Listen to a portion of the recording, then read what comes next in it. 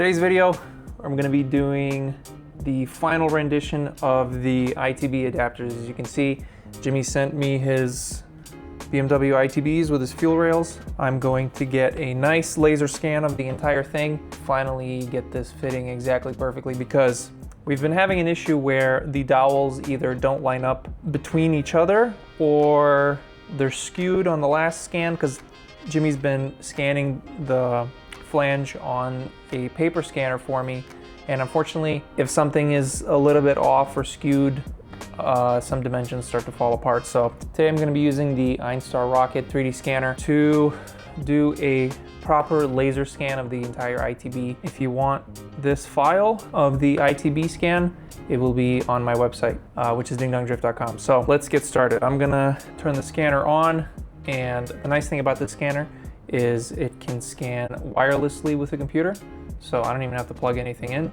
I just turn it on, and there it is. See the light flashing? Select the scanner in the software, and there it goes. Green light, it is connected. Got the scanner connected now. You can see I have the ITB standing in a position that allows me to scan the entire thing without having to do multiple scans. So I'm going to be using laser scan because it's way more accurate, and I'm going to be using feature alignment. So what this does, since this is a dual mode scanner, it can do infrared scanning and laser scanning.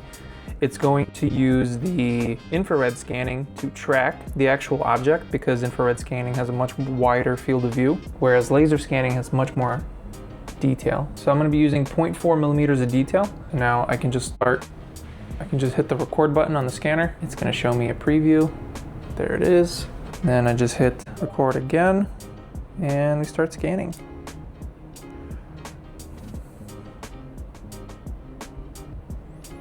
So the thing I'm most interested in is the flange, because that's the problem area right now, whereas everything else is pretty good.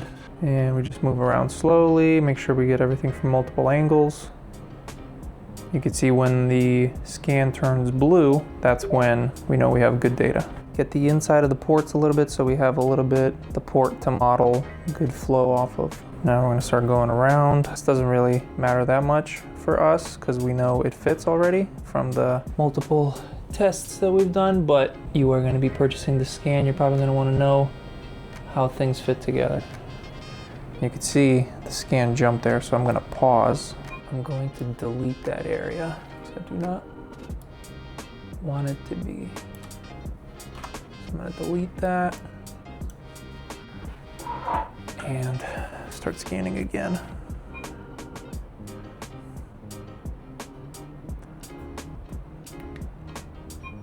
There we go.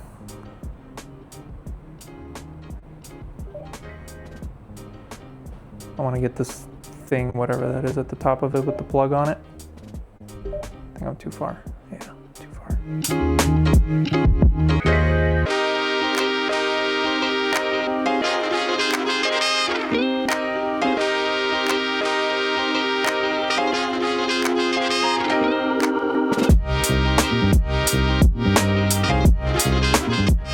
All right, we are in my program that I model in, which is Maya.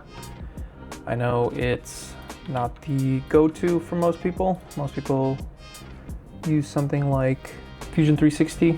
This is what I learned in college, so I just continue to use it. I probably should learn some sort of program like Fusion 360, AutoCAD, something like that, or SolidWorks, one of the CAD programs. And I probably will eventually, because I'm trying to get into CNC machining, and you can't really CNC machine STL files. But here we have the scan, and as you can see, it's not completely perfect, which is expected. I only spent 5 minutes scanning it. If I spent more time on it, probably could have done a much better scan, but it doesn't really matter because all I need is the flange. Flip it over. I'm just trying to align it right now so it's nice and straight, and I'm just using the grid in the background to help me align it. I think that's as close as it's gonna get. All I have to do is fix the alignment of everything. You can see the hole for the port doesn't really match up.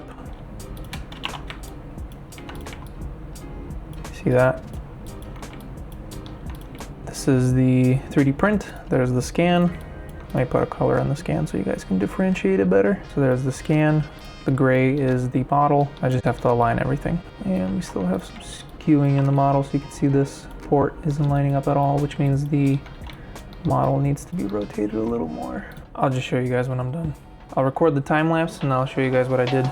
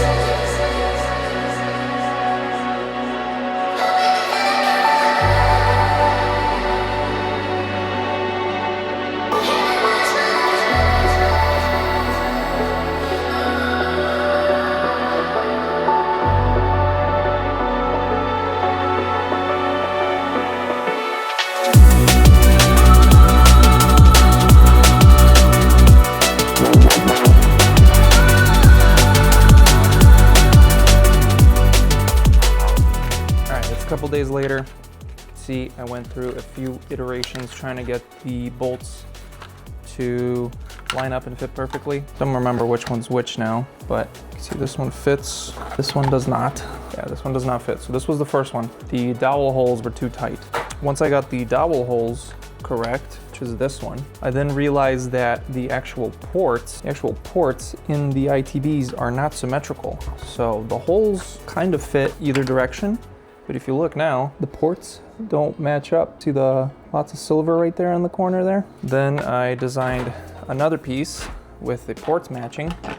Also designed a relief for the OEM O-rings. So these are OEM O-rings from Rock Auto. They're like 15 bucks for 4. So you would need 30 bucks, whatever, to use for this. So it's OEM O-rings, so they should work. I based the depth of the cavity off of images because I don't have S65 heads to measure the depth of the O-ring. But usually the go-to for O-rings is either half of the depth for circular O-rings, 2/3 of the depth for square O-rings. I don't know if you could tell, but these have like a, I'm gonna keep focusing on my face. These have like a hard edge. See, they're like flat on one side. I did 2/3 of the depth. This was the first iteration. Fits perfectly right there. No issues, everything lines up on the ports. However, the O-ring was slightly too big. See that? Just a little bit too big.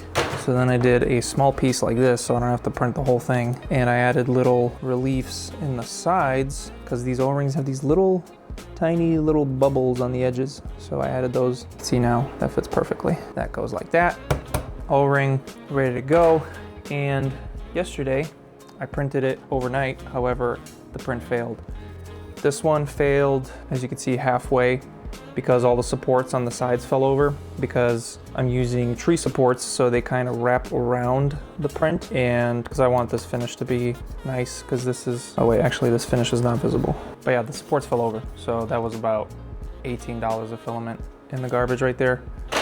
And then the other one failed much earlier because I had the heated chamber too high. The heat break in the nozzle, this thing. So it was so hot in the chamber that the heat break wasn't able to cool enough with the fan, so the filament melted inside the heat break. So then it just jammed up. Lowered the chamber temperature and the 2 prints are going now. They should be done pretty soon.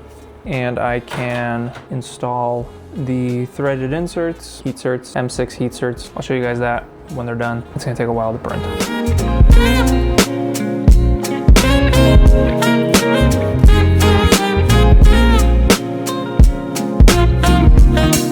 All right, it's the next day. Finally got these printed out. I actually had 2 failures.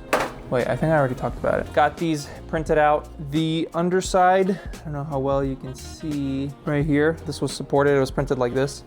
It didn't turn out so well because the supports kept falling over. I tried using my 3D pen to build up more supports and make them stronger, but it was just not having it. So this one's a little better, still not great. So I think for the next version, I'm gonna redesign this. You see how big this flange is here? This is really fat. I'm going to cut this out, basically make like a hole here, and I'm gonna taper this in like this. So it's basically gonna go like that, and then there's gonna be a hole here, and it's gonna go like this. I'm gonna print it this way, and then, no, I'm gonna print it this way, and then the supports, you see, will be able to just go straight here, because right now when I was printing it this way, the supports had to go around and be at like a 45-degree angle to be able to hit this spot. So hopefully that will fix this issue. It's not really that big of an issue because these inserts go in these holes anyways, and that is what creates the hole for the clamping down. So not really too worried about it, but I just want a better finish for the final product when I actually release it on my website. You can see I have the heat certs inserted in this one, and I'm doing the next one right now. If you've never worked with PTCF, you know putting heat certs in it is a pain in the ass because this filament only softens at 190 degrees Celsius. I have my soldering iron at 480 Celsius, which is like 850 Fahrenheit. It's insane. Like it's almost 1,000 freaking degrees to get this to insert into the plastic, and you got to put a lot of force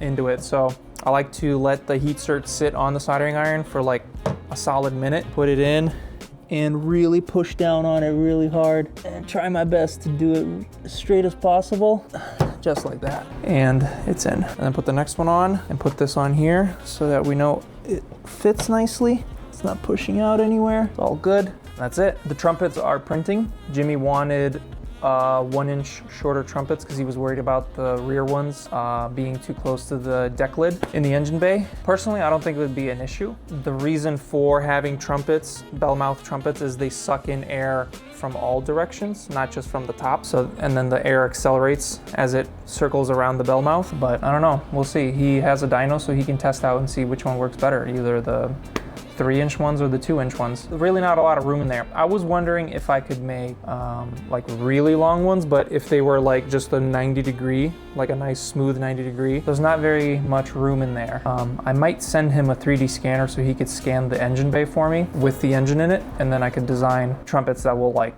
fit exactly, or even like a plenum, make a whole ass plenum, so then we could just put a filter on it. Yeah, we'll see. I don't know, maybe that will be in the future. I'm gonna get these heat certs all done, and then I'll show you guys the shorter trumpets and how everything fits in a full stack. That will probably be it for this video. All right, the trumpets are done printing. You can see they're 1 inch shorter now than the previous ones. Finish turned out amazing as always with PTCF. And here's the complete package. We got the adapter down here, the room to access the bolts here. Not very much, but it's there. And then these ones are way easier because you got the heat cert nuts in there. And then the tiny little trumpets. My favorite is how well transitions into the intake. You can see it's completely smooth. All right, well, that is going to be it for this video, ding dongs. Thank you so much for watching, and thank you everybody from Jimmy Oak's channel that has subscribed recently. Yeah, I know this video was a little shorter. I think the next few videos are going to be a little on the shorter side until I get to working on this thing again. But in the next video, I have some new LS400 products that I'm working on, and also have some new 1UZ products that I'm also working on.